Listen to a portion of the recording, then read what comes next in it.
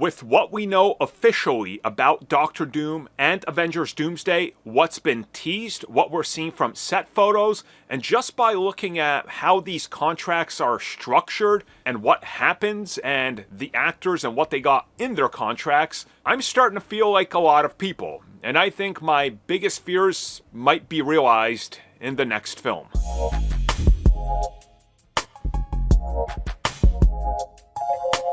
So before we get into this, let me just state that everything we're about to talk about is based on rumors, speculation, fear-mongering, and of course, what we know officially, which admittedly is not a lot. But with that in mind, what we're going to talk about is why I believe some of my big fears for Doctor Doom in Avengers Doomsday might just end up being real. And as most people have started to panic, especially those that panicked right when Robert Downey Jr. was announced to be playing Victor Von Doom, I think that there's a valid argument to be made here.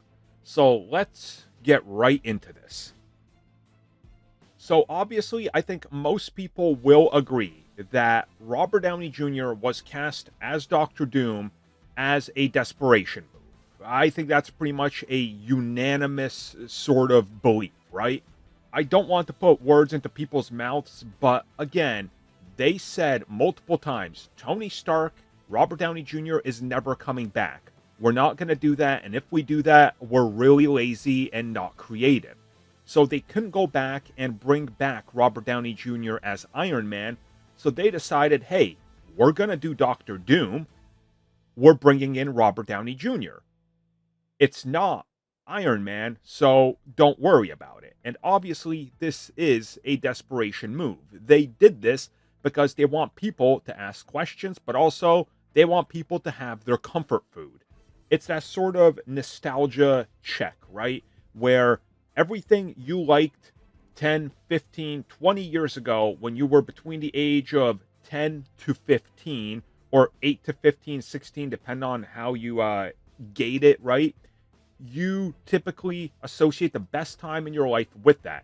And if anything changes after that, you don't like change because it's reminding you of a better time in your life when you didn't have that many responsibilities, you were with your best friends in high school and all that, right? Summers were spent playing, having adventures. Now summers are spent being an adult.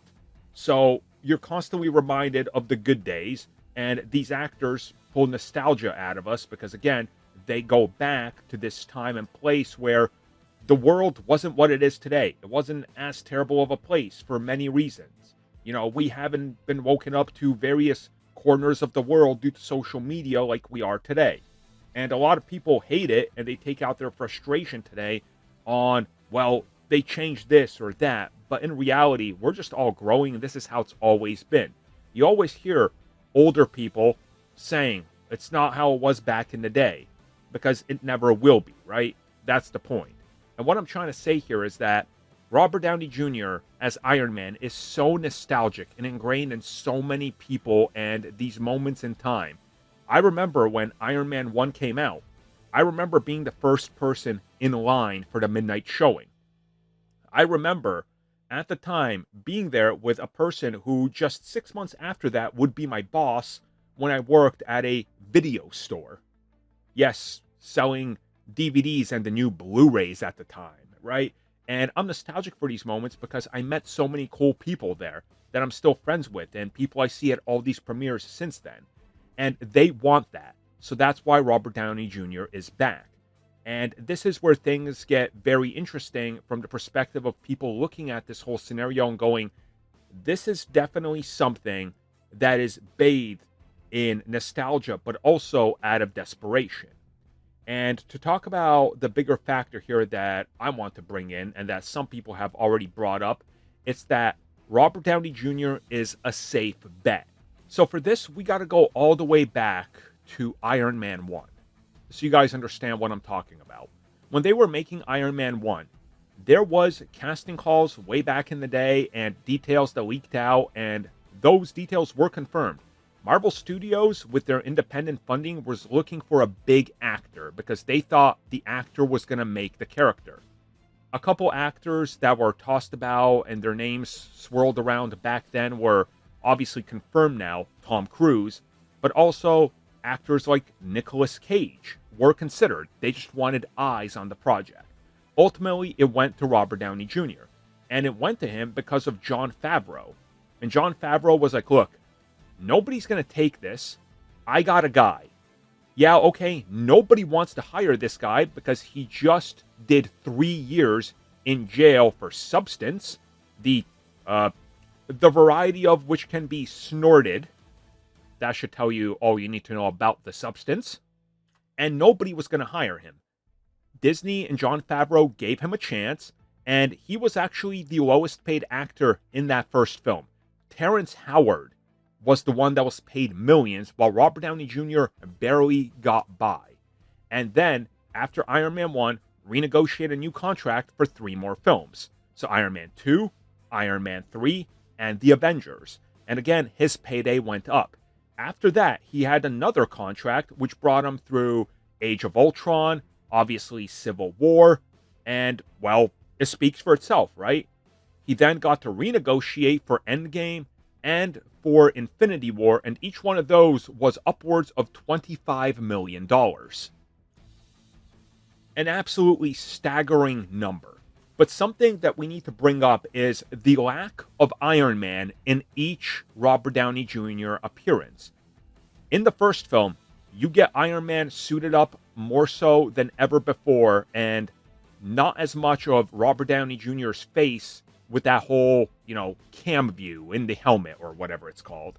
And then, as the franchise continues to get bigger and bigger, Iron Man 3, he spends most of that film out of the suit. Civil War, same thing.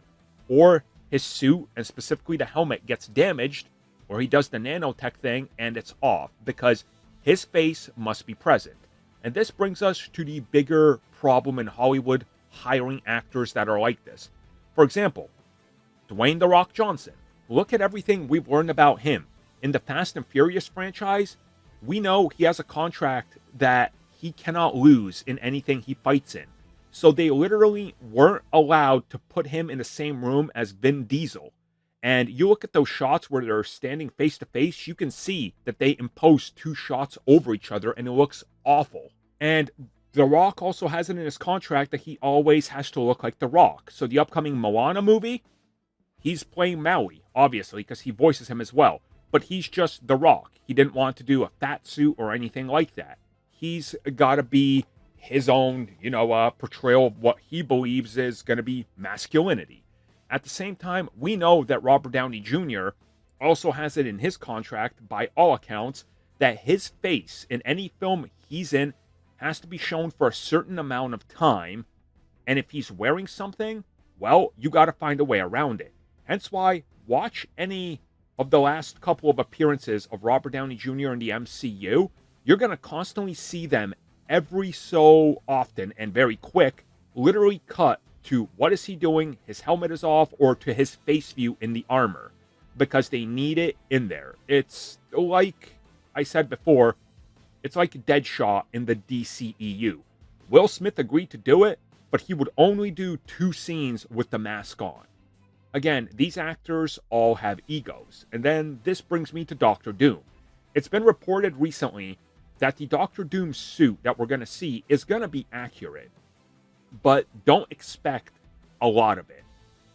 And don't expect it to be at the forefront of Doctor Doom. Some people have said it's even comparable to Thor wearing the helmet, and that's what you're going to get. And that it's quickly going to go away and it's just Robert Downey Jr. And again, this is one of my biggest fears. Because if this is true, I'm telling you right now that Robert Downey Jr.'s face as Doctor Doom will not be mangled the way that Doctor Doom's face is. They're going to give us a completely different Victor Von Doom, which goes all the way back to what the Russo brothers said before. And if you guys don't remember what that was, well, the Russo brothers revealed that Robert Downey Jr. did appreciate the story that they pitched and loved it, but also he is working on who Doctor Doom is. He is at the forefront of it and writing out the character's backstory, history, who he is, how he presents himself, and what he does. Does that sound like Doctor Doom to you guys? Or does this sound like Doctor Doom in name only, and we're going to do what we want?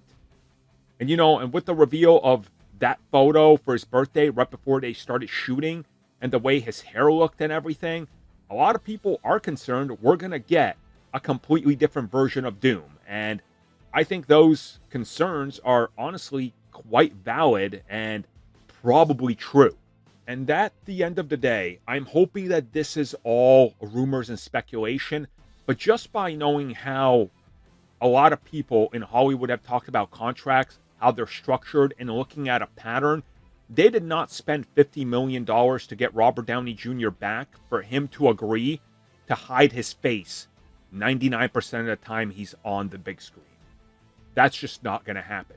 Especially when it comes to repackaging merchandise like Hot Toys, which sells like hotcakes, which is why his head is always included with every Iron Man figure based on the MCU, because it sells and he gets money.